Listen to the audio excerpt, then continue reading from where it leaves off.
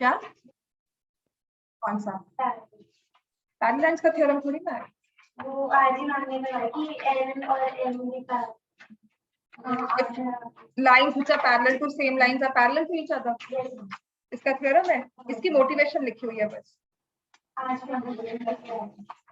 इतना सिंपल है। फिर आपने कहा 1 = 2, 2 = 3, 1 = 3, ठीक है। आपकी जो इसमें लिखी हुई है वो मोटिवेट लिखा हुआ है, वो मैम करवा रहे हैं तो अलग बात है, उसकी सिर्फ मोटिवेशन है।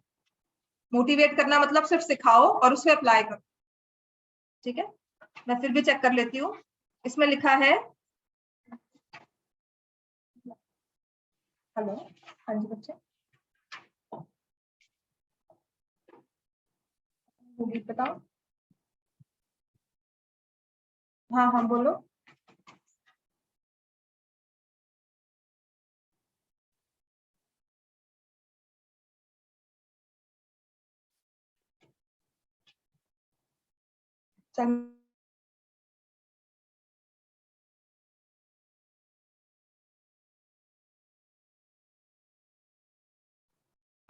जो सिलेबस है लाइन्स एंड एंगल्स में, if a ray stands on line then the sum of two adjacent angles so formed is 180 and the converse लिखा हुआ है मोटिवेट। प्रूफ में लिखा हुआ है if two lines intersect vertically opposite angles are equal. Proof. Motivate में लिखा है lines which are parallel to given line are parallel. तो ये मोटिवेट था इसलिए मैंने छोड़वा दिया था, पर आपको पता है प्रूफ कर सकते हो आप, इजी है, ठीक है। चलो क्वेश्चन नंबर 6 हमें स्टार्ट करना है। Question 6 it says PQ and RS are two mirrors। तो ये ना कॉन्सेप्ट थोड़ा सा आपके साइंस के टॉपिक से भी होगा। आपने दो मिरर्स को साइड बाय साइड ऐसे आमने सामने प्लेस किया है और मिरर को शो करते हैं हमेशा ऐसे कि this is the covered side, this is the painted side और यहाँ से विजिबिलिटी है, ठीक है। मिरर का मतलब ट्रांसपेरेंट नहीं होगा, जैसे ये ग्लास लगा हुआ है, ग्लास अलग होता है, मिरर होता है जहां पे हम अपनी फेस देख सकते हैं, पीछे पेंट होगा। तो जो ये लाइंस लगती हैं ये शो करता है कि ये पेंटेड साइड है। रिफ्लेक्शन, अगर आप यहाँ सामने खड़े होगे तो आपको अपनी रिफ्लेक्शन दिखेगी, यहाँ खड़े होगे तो रिफ्लेक्शन नहीं दिखेगी। क्लियर हो गया? This is a mirror. Dotted जो ये स्ट्रेट लाइंस है ये इसके उसको शो करती है कौन सी साइड पर रिफ्लेक्शन होती है, इमेज कहाँ बनती है, राइट। तो उसने कहा है PQ and RS are two mirrors placed parallel to each other. Incident ray AB strikes। एक रे AB है, उसने स्ट्राइक किया। इंसिडेंट रे पता है ना सबको? इंसिडेंट रे AB ने स्ट्राइक किया मिरर PQ को at point B। The reflected ray, यहां से रिफ्लेक्ट होके the reflected ray moves along path BC and strikes mirror RS at point C. Again reflects back along CD। ऐसे reflect कर गई along CD। अब हमें proof करना है AB is parallel to CD। मतलब आप कह रहे हो reflected ray is parallel to, इसको क्या बोलते हैं? Incident ray. Incident ray is parallel to reflected ray. Science का कॉन्सेप्ट है ना, ये मैथ्स में प्रूव कर रहे हो, ठीक हो गया। इसका गिवन लिखो। तो क्या हो गया? डिफरेंट मिरर्स पे या फिर यहाँ से किया, हमें वही तो प्रूव करना, पर ये पैरेलल है आपस में, ठीक है।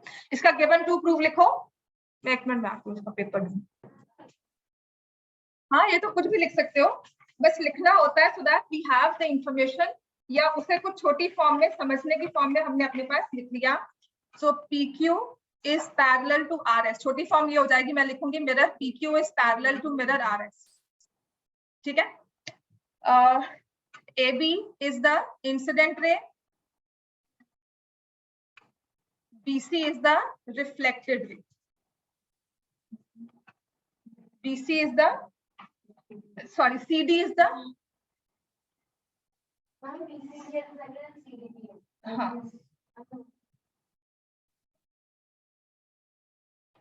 ठीक है कोई बात नहीं। So BC is the reflected ray, CD also the reflected, ठीक है। और हमें प्रूव करना है, to prove AB is parallel to CD। To prove AB is parallel to CD। इतना क्लियर हो गया?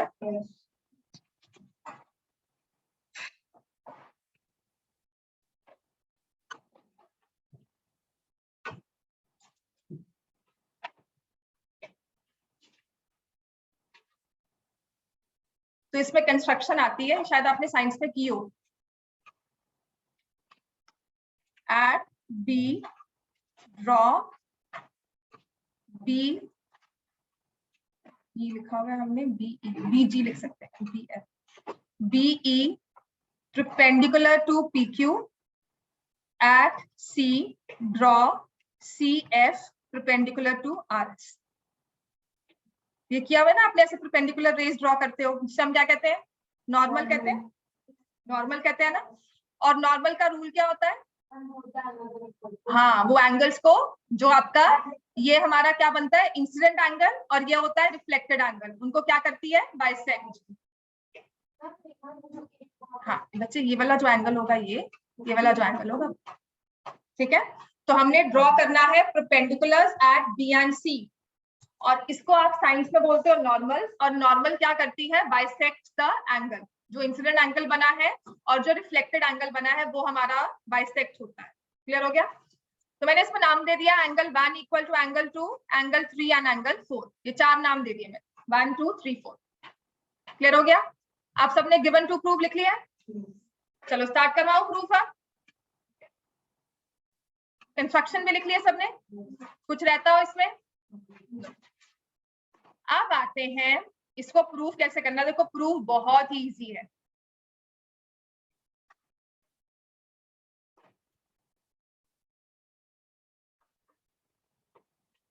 आप स्टार्ट करोगे proof, angle of incidence, angle of incidence is equal to angle of reflection. लिखते हो ना, angle of incidence is equal to angle of reflection. तो इसलिए हमारा angle A B C is equal to angle B C D. Angle ABC is equal to angle BCD. अगर angle equal है तो उनके हाफ भी इक्वल होंगे।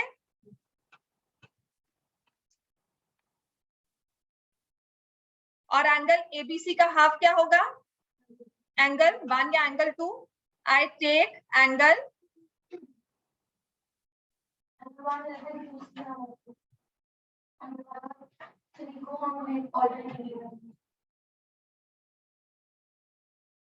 वैसे अगर मैंने एंगल ऑफ इंसिडेंस और एंगल ऑफ रिफ्लेक्शन ले ही लिया तो फिर तो आपकी पैरेलल हो ही गई, तो मुझे प्रूफ करना है ना, तो ये नहीं लेंगे, इससे तो डायरेक्टली प्रूव हो जाता है, पर इससे प्रूव नहीं करेंगे। क्यों नहीं करेंगे, क्योंकि अगर मैंने यही ले लिया है तो आपका दिस एंगल और ये एंगल तो इक्वल हो गया, तो फिर तो अपने आप ही पैरेलल होगी, है ना, तो ये नहीं लेंगे।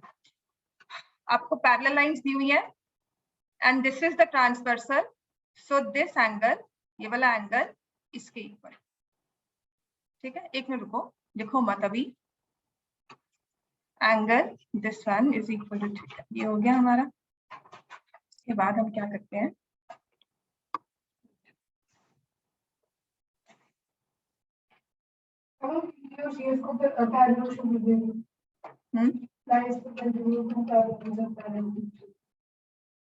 ठीक है, इसके साथ लेकर फिर लिया, ठीक, कुछ तो प्रूफ करना है, वेरी गुड। तो हमने कंस्ट्रक्शन तो वैसे ही की, draw perpendiculars, angle 1 equal to angle 2, ठीक, एंगल 3 इक्वल टू एंगल 4। चलो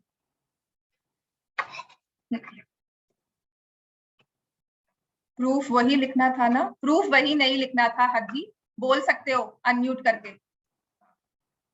जितना टाइम टाइपिंग में लगाया ना उतने टाइम में लिख सकते हो। इसने बिल्कुल ठीक है, हमने लिखा है BE and CF, BE is perpendicular to, BE is perpendicular to PQ and ये सी था ना, CF is perpendicular to RS. Also, PQ is parallel to RS. This is given, and this is by construction. ठीक है, BE is parallel to PQ, CF is parallel to RS, PQ is parallel to RS. वो perpendiculars है और ये parallel है, तो फिर हम therefore we will say that,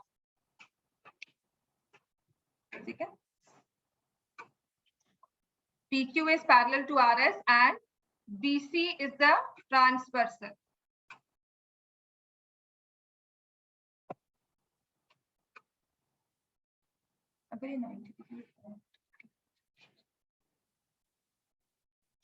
BC is the transversal नहीं, उसको जरूरत नहीं है. PQ is parallel to RS, so BE is parallel to CF. Therefore, BE is parallel to CF.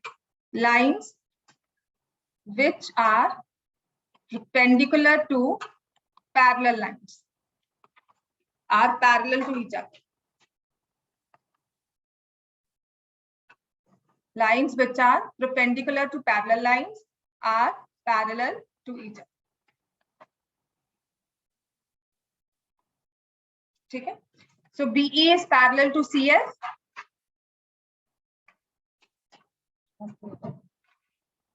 BE is perpendicular to CF, PQ, and CF is perpendicular to RS. और हमें दिया हुआ है PQ और RS आपस में parallel है, तो हमारा BE और CF भी पैरेलल हो गया. ठीक है? अब आ जाते हैं, we have, नेक्स्ट लिखो. अब इसी चीज को हम यूज करेंगे. BE is parallel to CF and BC is transversal. ठीक है? BE is parallel to CF and BC is transversal. Therefore, angle 2 equal to angle 3. समझ में आ गया? एंगल 2 और एंगल 3 आपस में इक्वल होगा क्योंकि ये क्या है? Alternate interior angles. ठीक है? और हम लिख चुके हैं, वी ऑल्सो नो, ऑल्सो लिख दो यहाँ पर, also angle 1 equal to angle 2 and angle 3 equal to angle 4. Angle 2 और 3 आपस में इक्वल है. एंगल 1 एंगल 2 के इक्वल है, एंगल 3 एंगल 4 के इक्वल है. क्लियर हो गया इतना? ठीक है? अब इसी के क्या, ये तो बेटा इंसिडेंट, फिर हम क्या यूज करेंगे इसको? साइंस का ही है, मैथ्स का कुछ नहीं है. मैंने अगर एंगल ऑफ इंसिडेंस वैसे वही प्रूव करना होता है, मैंने अगर स्टार्टिंग में वो साइंस का यूज कर लिया तो फिर मैथ्स का क्वेश्चन रह ही नहीं गया. तो मैथ्स में हमने सिर्फ इसमें नॉर्मल, हमने ये परपेंडिकुलर ड्रॉ किया है और ये नॉर्मल जो है ये एंगल को बाइसेक्ट करेगा ही करेगा. ये हमारा रूल है साइंस का. उसके बाद हमने वही कि हमने इनको पैरेलल ले लिया, BE और CF को पैरेलल लेकर फिर उसके बाद लिखा. अब हम क्या कर रहे हैं? हम बेसिकली इस पूरे एंगल को इस पूरे एंगल के साथ इक्वल करना चाहते हैं. आपने आपस में इन दोनों को इक्वल किया. नहीं, हम पहले 2 और 3 को इक्वल कर देंगे. फिर मैंने कहा है कि 1 और 2 तो इक्वल होते ही है, एंगल 3 और 4 भी एंगल इक्वल. ठीक है? एंगल 2 इक्वल टू एंगल 3 है, तो इनका डबल भी इक्वल होगा. होगा कि नहीं होगा? जैसे कि मैंने कहा A has 10 toffees, B also has 10 toffees. I give both of them 3 each. तो उनके पास कितनी हो जाती है? 13 each. Now also they have equal. अगर एक के पास 10 है, दूसरे के पास 10 है, इसका मैंने डबल कर दिया, इसका भी डबल कर दिया. So in the end both of them will have equal numbers 20 which are equal to each other. ठीक है? यूक्लिड का रूल यही होता है कि अगर हमारे पास दो इक्वल नंबर्स हैं, एक को डबल किया, दोनों को डबल किया है, तो डबल्स भी इक्वल होंगे. क्लियर हो गया इतना? तो ऐसे ही जब हम एंगल की बात करते हैं, we talking of the measure, जिनका डिग्री में जो मेजर आया ना वो सेम है, वो नंबर सेम है. तो अगर एक को डबल किया दूसरा भी डबल होगा. तो ट्वाइस ऑफ एंगल 2 क्या हो जाएगा? Angle ABC. क्योंकि हमने लिखा है एंगल 1 इक्वल टू एंगल 2, तो 2 times angle 2 will be angle ABC, 2 times angle 3 will be angle BCD. ठीक है? अब इसके बाद क्या लिखेंगे? As they form ABC और BCD, as they form a pair of, कौन से एंगल्स है? Alternate interior angles. As they form a pair of alternate interior angles, hence AB is parallel to CD. Hence AB is parallel to CD. बहुत कम chances होते हैं question नहीं आते, usually नहीं आते, पर अगर आ गया तो क्या करो. ठीक है? और आपका एक क्वेश्चन है जब ये दोनों परपेंडिकुलर ऐसा रखो, वो अलग क्वेश्चन है, वो एग्जाम्पलर में है. इतना क्लियर हो गया? ये समझ में आ गया सबको? अब आ जाओ जो क्वेश्चन आता है वो है एग्जाम्पल नंबर 5। हो गया सॉल्व ये? नेक्स्ट हमारे पास है example 5।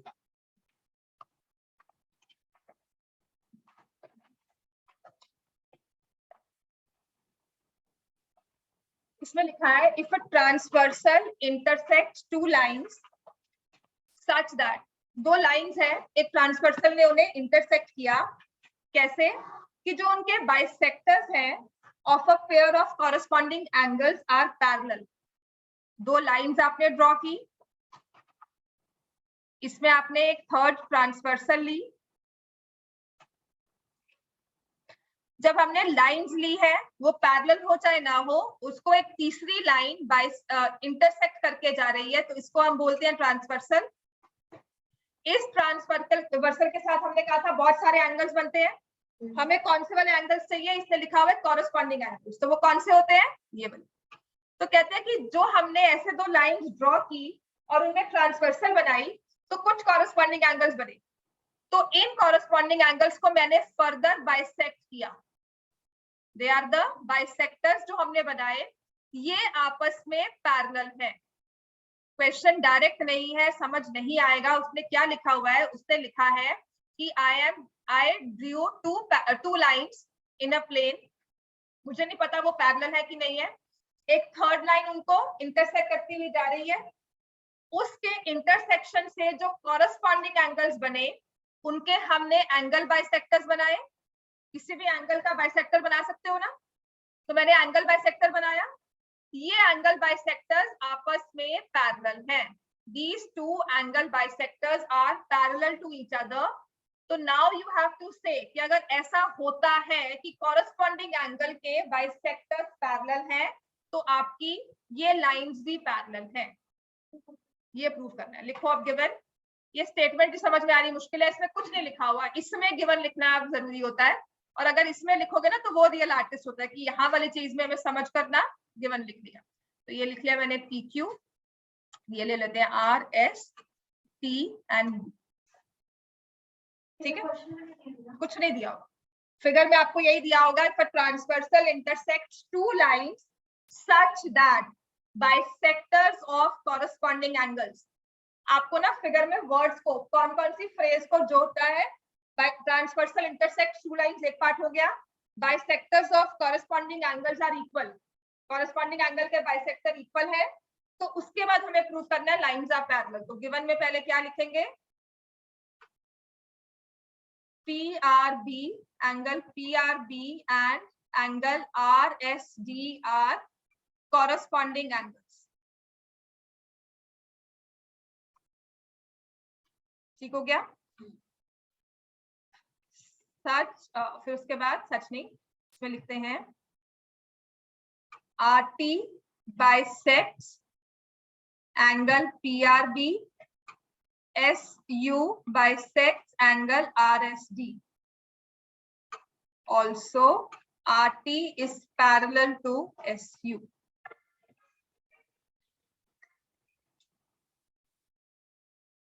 RT is parallel to SU. ठीक हो गया? ये हमारा गिवन है। दो लाइंस हैं, कॉरेस्पॉन्डिंग एंगल्स लिख दिया, इतना काफी है, क्योंकि हम नहीं लिख सकते वो पैरेलल है कि नहीं है, वो तो हमें प्रूव करना है। To prove AB is parallel to CD. To prove AB is parallel to CD. इससे नहीं होगा, ये वॉल्यूम कंट्रोल है स्पीकर का, इनबिल्ट का, उस वाले से होगा। ठीक है, to prove AB is parallel to CD। ना क्लियर हो गया? कर रहा, अब इसको लिख लिया, कोई कंस्ट्रक्शन नहीं करनी इसमें, बस एंगल्स को मैं नेम दूंगी।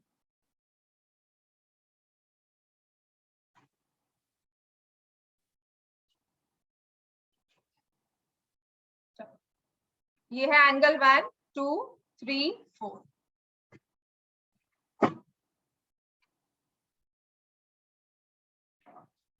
Angle 1 angle 2 angle 3 angle 4। समझ में आ गया? ठीक है, कौन सी लाइंस पैरेलल दी हुई है, RT एंड SU।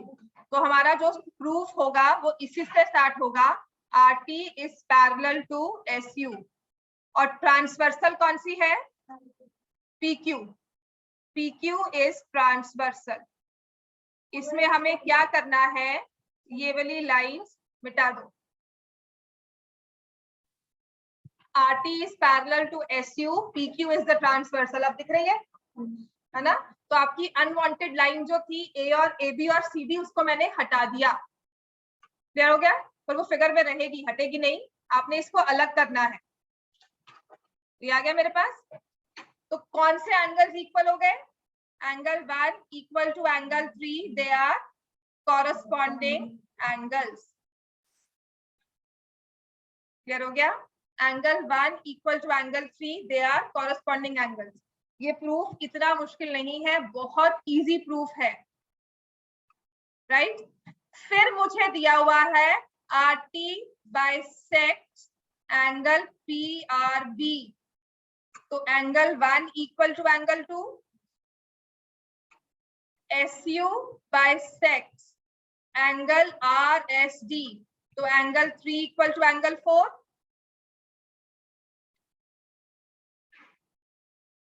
क्लियर हो गया? अगर एंगल 1 और 3 इक्वल है, आपने ये लिख दिया, RT बाइसेक्ट से पीछे किया था वैसे ही करना है। एंगल 1 इक्वल टू एंगल 3 है, RT बाइसेक्ट कर रहा है इन सबको, ठीक है? तो फिर हम क्या करेंगे, इसको रब कर दो कि मैं यूज इसी को करूंगी। बेटा पैरेलल दिए नहीं हुए ना, 2 and 4 AB के साथ बनते हैं, AB और CD। ABCD तो पैरेलल दी नहीं हुई, वो हमें प्रूव करना है, ठीक है? तो 2 angle 1 is equal to 2 angle 3, twice of angle 1 is equal to twice of angle 3। 2 times angle 1 क्या हो जाएगा? Angle PRB। 2 टाइम्स एंगल 3 क्या हो जाएगा? Angle RSD। क्लियर हो गया? हमने कहा इसका डबल और इसका डबल भी इक्वल है। Double of angle 1 is this entire angle, double of angle 3 is this entire angle. Clear हो गया हमें, राइट? तो PRB is equal to angle RSD। They form, कौन से एंगल्स बनते हैं? They form a pair of, देखो कौन से एंगल्स बन रहे हैं, ये एंगल और ये एंगल। कौन से एंगल्स बन रहे हैं आपस में? दो लाइंस के साथ सेम साइड, एक बाहर एक अंदर। कौन से एंगल्स बने हैं? Corresponding angles. They form a pair of corresponding angles.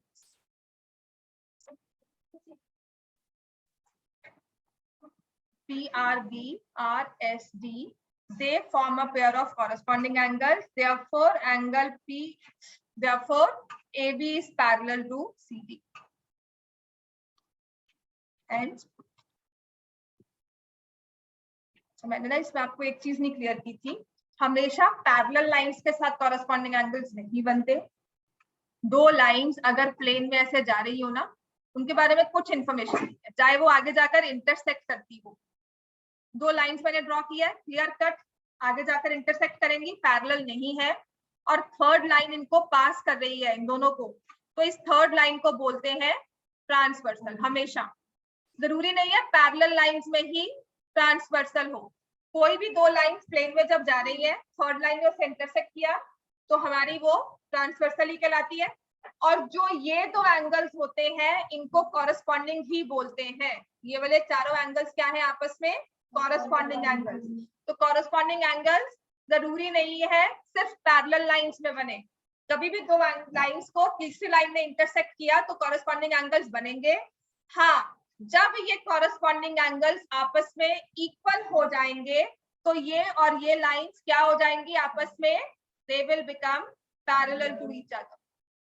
Right now they are not parallel, but the moment I say these two angles are equal, तो ये लाइन पैरेलल बन जाएगी। समझ में हो गया? समझ में आ गया? तभी हम कहते हैं they form alternate interior angles, they are equal, they form alternate interior angles, hence they are lines are parallel। इतना क्लियर हो गया हमें?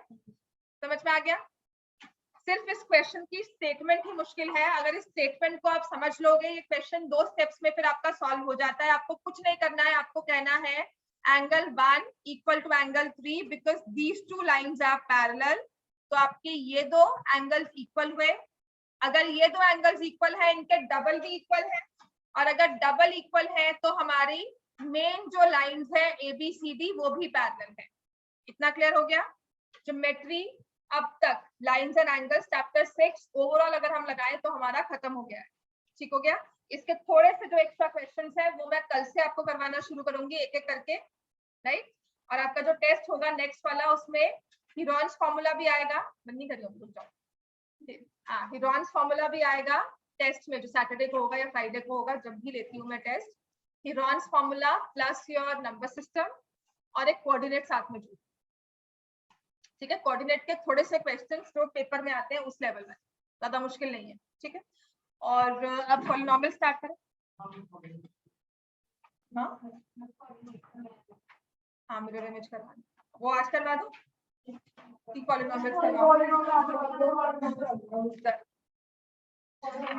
कोऑर्डिनेट का वो भी इजी है। क्या पॉलिनोमियल समझ नहीं आ रहा स्कूल में? नहीं आता? कुछ नहीं करना। ये लो, अब आता है चैप्टर 2। आज लक्षित ने सही बोला मैम, पॉलिनोमियल्स करवाओ। मिरर इमेज बहुत जल्दी समझ में आएगा, मुश्किल नहीं है, एक सेट उसका फॉर्मूला है, बाकी अगर नहीं आता तो हर बार रिवाइज ही करना होता है। पॉलिनोमियल्स होते क्या है? ठीक है, पहली बात तो हम समझते हैं वेरिएबल्स। जिस भी, जैसे हमने कहा ना मैम इसके कितने क्वेश्चंस हैं, इसमें कितने वर्कशीट में टेस्ट में कितने क्वेश्चन दोगे, है ना? हम मुझसे पूछते हो ना, तो आई एम क्लूलेस कितने क्वेश्चन दूंगी। तो जब तक मैं आपको आंसर नहीं देती हूँ, आपके लिए वो नंबर क्या है? अननोन। तो आपके लिए वो क्या है? वेरिएबल। उसका आंसर मेरी मर्जी पर डिपेंड करता है, मैं 4 भी बोल सकती हूँ, मैं 5 भी बोल सकती हूँ। But the moment I say 5 और 6, आपके लिए उसका आंसर आ गया। वो वेरिएबल, किसी के दिमाग में थे 10 क्वेश्चंस आएंगे, किसी के दिमाग में थे 6 क्वेश्चंस आएंगे, है ना? तो सबके अलग अलग आंसर्स थे। कितने डालूं? कोई कहेगा 5 कराओ, नहीं मैम 6 डाल दो, नहीं मैम एक ही क्वेश्चन डालना। तो जब तक एक क्वांटिटी, एक चीज की या एक हमारे माइंड में थॉट है, उसके हमारे पास वैल्यू नहीं है, एक नंबर नहीं है, उसको हम बोलते हैं वेरिएबल। और अपने मैथ्स में यहाँ पर we show it with x. Usual जो नोटेशन होती है उसकी होती है वो एक्स, और हम ए से लेकर जेड तक कोई भी अल्फाबेट, कोई भी लेटर यूज करके उसे शो कर सकते हैं। क्लियर हो गया? वेरिएबल समझ में आ गया?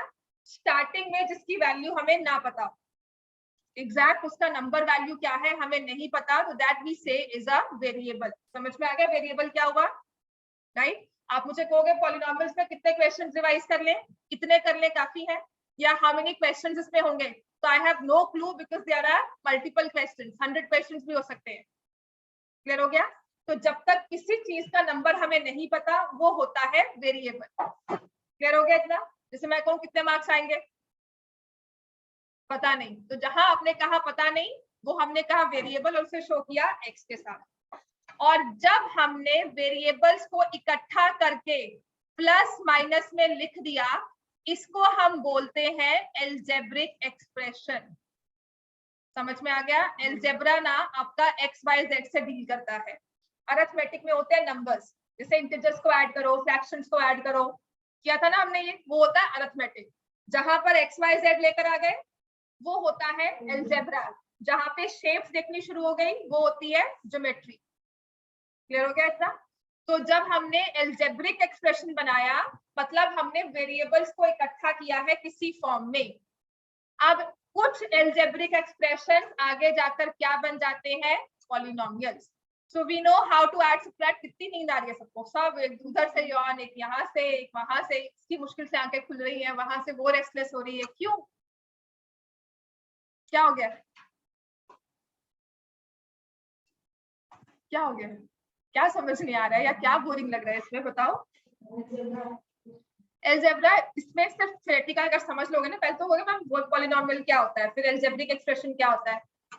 वेरिएबल है जिसकी वैल्यू में नहीं पता, पहली चीज। एल्जेब्रिक एक्सप्रेशन जिसमें वेरिएबल्स इकट्ठे हो जाएंगे और उनमें से हम छांट कर कहेंगे कुछ पॉलिनोमियल्स बन गए। ठीक हो गया? हाँ बिल्कुल बोलते हैं। ठीक है, तो अब आते हैं फर्स्ट थिंग, पहली चीज हम यहाँ पे सीखेंगे, एल्जेब्रिक एक्सप्रेशंस का प्लस माइनस आता है। 8th में किया था, ऑनलाइन ही किया हो, पर आपको पता है एक्स स्क्वायर और 4x² का आंसर क्या होता है? सबको पता है ये? x² प्लस y² का आंसर क्या होता है? x² plus y²। इसको फर्दर सॉल्व नहीं कर सकते? Very good. x³ plus x का आंसर क्या होता है? x³ plus x। इसको फर्दर सॉल्व नहीं कर सकते। We know how to multiply, we know how to divide, everything we know, है ना? अगर लिखा हो x raise to power 2/3 plus into x raise to power into y raise to power 2/3, तो आपने इसे सिंप्लीफाई किया हुआ ना, xy whole raise to power 2/3। तो this is also an algebraic expression. समझ में आ गया? हमें मल्टीप्लिकेशन डिवीजन सब आती है ना? अब आते हैं ये पॉलिनोमियल्स कब बनते हैं। तो अब हम क्या करेंगे, अलजेब्रिक एक्सप्रेशन में हर एक टर्म की पावर को चेक करो। ठीक है, लिखो power of every term in algebraic expression. Power of every term in algebraic expression should be a whole number. इसे लिखते हैं non negative integer also. Whole number में नॉन नेगेटिव इंटीजर भी लिखा होगा। तो जिस भी algebraic एक्सप्रेशन में वेरिएबल की पावर एक नॉन नेगेटिव इंटीजर है, समझ में आ गया? आपके किसी भी अलजेब्रिक एक्सप्रेशन में हर एक वेरिएबल को चेक करेंगे, सॉल्विंग के बाद उसकी पावर नॉन नेगेटिव होगी, इंटीजर होगी, तो उसको हम बोल देते हैं पॉलिनोमियल।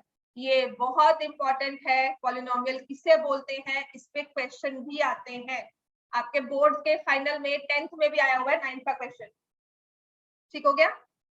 तो उसे हम पॉलिनोमियल बोलते हैं। फॉर एग्जांपल लिख लिया इतना, ठीक है, x raise to power 2 polynomial बोलोगे कि नहीं? यस। लेकिन अगर कहा x raise to power 2/3, no, क्योंकि ये नॉन नेगेटिव इंटीजर नहीं है, फ्रैक्शन है। 2/3 पावर जो है वो एक इंटीजर नहीं है। समझ में आ गया? ये अलजेब्रिक एक्सप्रेशन होगा लेकिन पॉलिनोमियल नहीं होगा। अब एक और लिखते हैं, ऐसे लिखो 4x प्लस 4/x है, पॉलिनोमियल है कि नहीं है? Very good. तो this is not a polynomial. ये फाइनल 10th के फाइनल में आया था 2020 में, बिफोर कोविड। जो लास्ट हमारा मैथ्स का पेपर हुआ था ना, full fledgedly without in normal conditions, उसमें ये क्वेश्चन 3 मार्क्स का क्वेश्चन 9th में से था। आपको क्वेश्चन लिखा हुआ था कि 10 पॉलिनोमियल्स लिखे कहे हैं टीचर ने कि लिखो, 10 स्टूडेंट्स हैं, उनको बोला कि पॉलिनोमियल्स लिखो। So they came up with this 10 different terms. आप इसमें से बताओ कितने पॉलिनोमियल्स हैं। एक नंबर का क्वेश्चन ये था, how many polynomials are there, how many quadratic polynomials are. ठीक है, 10th में मैंने रिवाइज ये नहीं करवाया था क्योंकि 9th का कॉन्सेप्ट था। ठीक है, उस टाइम पे बच्चे का जो उसने 96 स्कोर किया था, उसका ये गलत हुआ। उसका सबसे कहा ये मुझे नहीं आता था, 9th में भी पढ़ा होगा, नहीं याद किया, तो मैं 10th में अब स्पेसिफिकली ये चीज रिवाइज करवाती। और एक मिरर इमेज का क्वेश्चन आया था 10th में फाइनल्स में, बोर्ड्स में उस टाइम पर, तो मैं वो भी रिवाइज पर स्पेशली करवाती। क्लियर हो गया? समझ में आ गया? ये पॉलिनोमियल नहीं है, राइट? अब आते हैं, ऐसे ही होता है, आप दिया 4x² plus 9xy² plus 9y² is this a polynomial? No. समझ में आ गया? क्लियर हो गया? ये क्यों नहीं है? हाँ जी, आपकी हर एक टर्म में वेरिएबल को चेक करो। इसका वेरिएबल कहाँ है?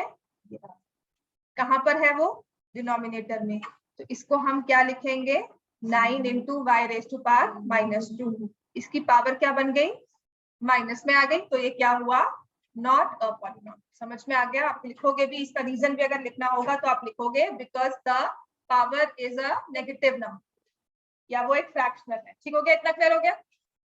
अब आते हैं पॉलिनोमियल की टाइप्स क्या होती हैं। लिखो types of polynomial based on terms, number of terms.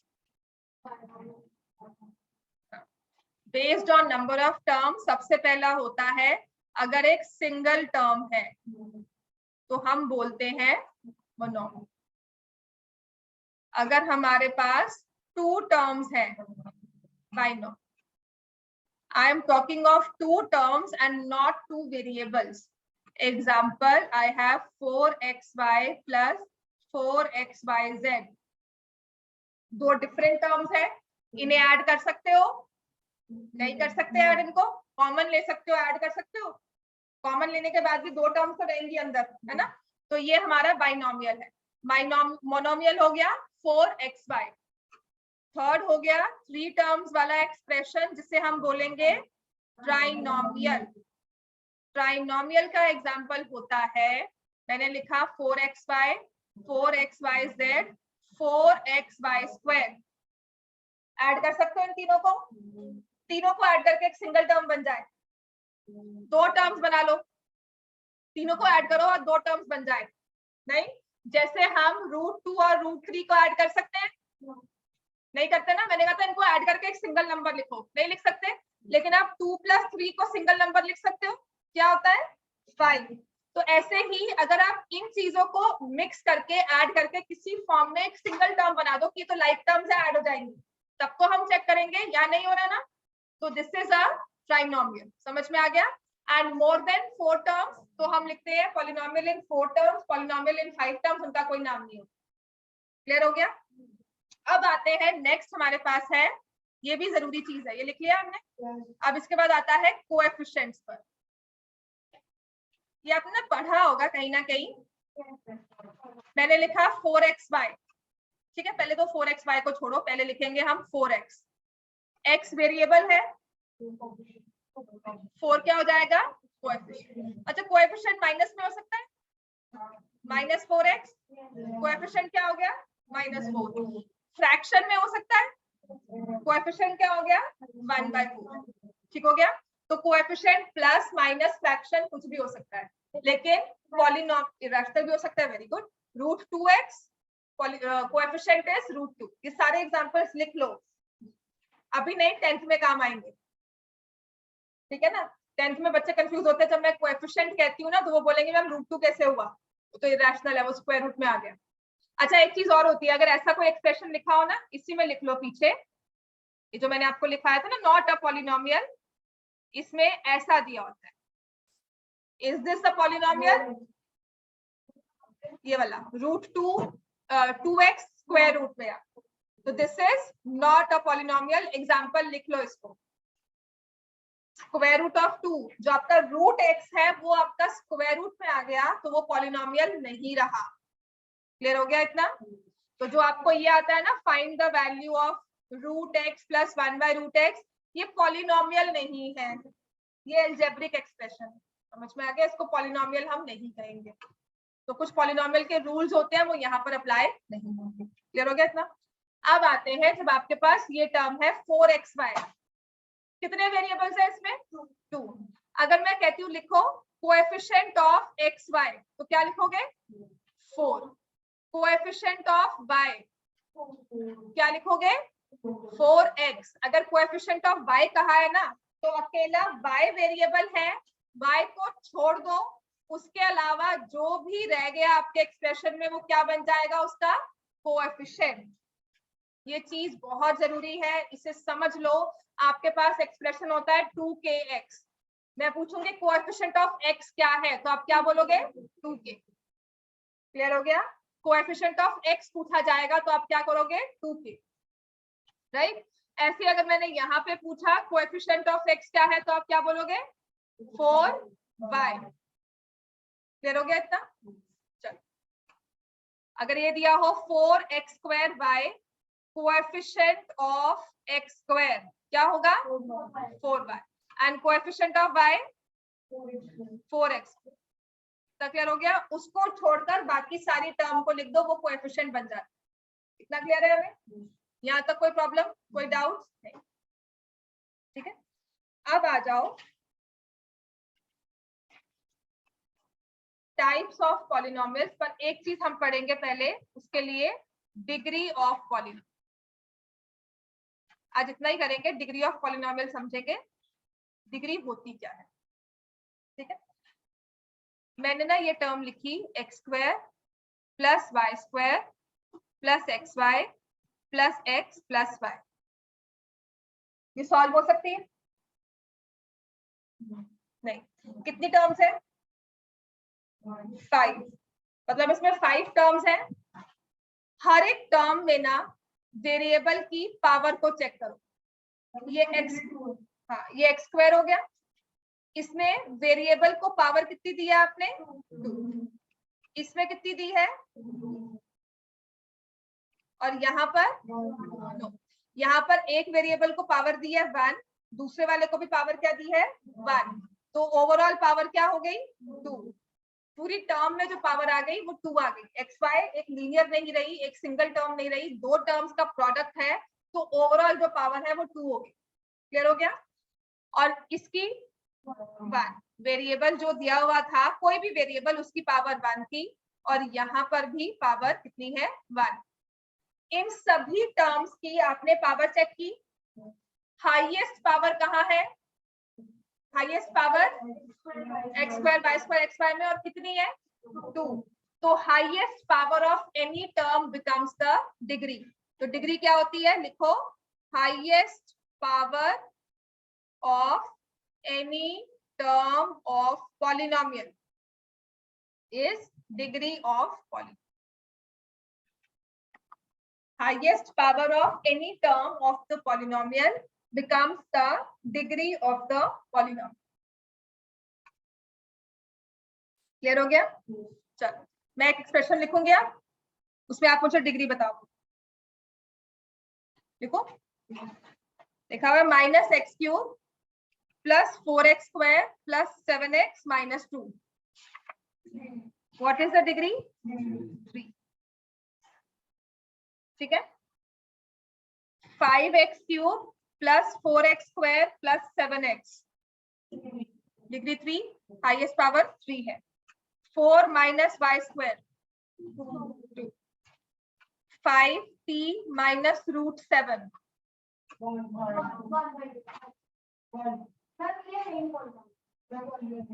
नहीं है। रूट में कौन सा नंबर है? वो वेरिएबल है। वेरिएबल है कि नहीं है? 7 क्या है? कांस्टेंट बोलेंगे, एक नंबर बोलेंगे, वैल्यू पता है। 7 मीन 7, हाँ तो क्या हो गया? वेरिएबल तो नहीं है उसके पास, है ना। जो इसका वेरिएबल है 5t माइनस रूट 7 का, वो वेरिएबल कौन सा है जिसकी वैल्यू नहीं पता? t।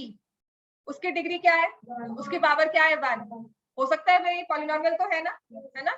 तो यहाँ पर हम कहेंगे डिग्री इज 1। जो ये टर्म है इसमें t नहीं है, लेकिन t की पावर 0 के साथ लिख सकते हो इसको। Any number raise to power 0 is 1। तो यहाँ पर अगर कोई एक नंबर दिया होता है अकेला, जिसमें उसका वेरिएबल ना दिया हो, t रेज़ टू पावर 0 लिखा, मतलब वेरिएबल ना हो उसके साथ, तो I can write it with t raise to power 0, और ऐसी टर्म को हम बोलते हैं कांस्टेंट टर्म। देखो यहाँ पर भी थी, यहाँ तो कंफ्यूज नहीं हुए। 2 के पास कोई भी वेरिएबल नहीं है, तो इसको हम क्या बोलेंगे? Constant term. यहाँ पर भी क्या है? 4 के पास कोई वेरिएबल नहीं है, तो मैं लिख सकती हूँ 4 by raise to power 0 minus 4 square y square. Sir clear हो गया? तो जो कांस्टेंट टर्म होती है उसमें वेरिएबल मल्टीप्लाई होता है पावर 0 के साथ। क्लियर हो गया इतना? अब है आपके पास 3, इसकी डिग्री क्या होगी? 0। कैसे? ये मल्टीप्लाई हुआ 1 से, इस 1 को लिखा x रेज़ टू पावर 0, तो ये क्या बन जाता है? 3 into x raise to power 0। तो here the degree is 0। Clear हो गया? अब डिग्री के बेसिस पर ही हम डिसाइड करते हैं नेम ऑफ पॉलिनोमियल। लिख लो इस चीज को। इफ द डिग्री इज 1, अगर डिग्री 1 है तो हम उसको क्या बोलते हैं? Linear polynomial. For example 4x plus 3y plus 9z, कुछ सा भी लिख लो, ये ट्राइनोमियल है विद डिग्री 1। कितने वेरिएबल्स है इसमें? 3 वेरिएबल्स, ट्राइनोमियल, लेकिन डिग्री क्या है इसकी? 1। समझ में आ गया? अगर डिग्री 2 होती है तो उसको हम बोलते हैं क्वाड्रेटिक पॉलिनोमियल। फॉर एग्जाम्पल मैंने लिखा 2x square plus 9 plus 7x plus 6y square. कितनी टर्म्स है इसमें? 4, लेकिन हाईएस्ट पावर किसी भी टर्म में कितनी आती है 2। हाईएस्ट पावर किसी एक टर्म में जो आ रही है वो है 2, उसके ऊपर कोई डिग्री आ ही नहीं, पावर आई नहीं, तो हमारी डिग्री क्या हो गई 2। और ऐसे ही अगर डिग्री 3 है तो उसको हम क्या बोलेंगे क्यूबिक, और इसके बाद डिग्री 4 होगी तो क्या बोलते हैं बाय क्वाड्रेटिक। ठीक है, if the degree is 4 we say biquadratic. और इसके ऊपर तो आपको कुछ याद ही नहीं करना है, degree 5, degree 6, degree 7, degree 8, degree 100 so on. अब बहुत जरूरी चीज जो क्या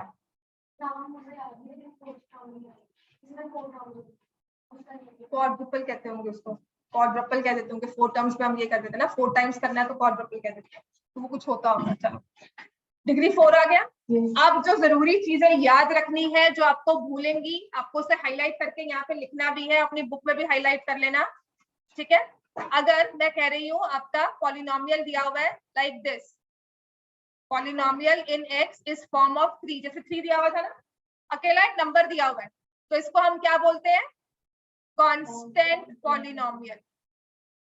ठीक हो गया, इसको हम क्या बोलेंगे कांस्टेंट पॉलिनोमियल। 3, 700, 900 ऐसा कुछ दिया हुआ है हमें, तो इसमें डिग्री क्या होगी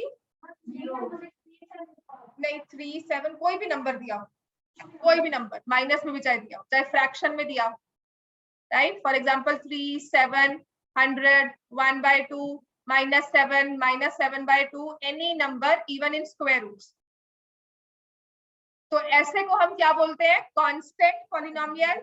और degree of constant polynomial is always 0। इस चीज को लिख लो, ये आपके 1 मार्क में ही क्वेश्चंस आते हैं, एमसीक्यू 1 मार्क में आएगा। Degree of constant polynomial is 0, और एक होता है P of x is 0, polynomial 0 है, तो ऐसे बोलते हैं, इसको बोलते हैं 0 पॉलिनोमियल।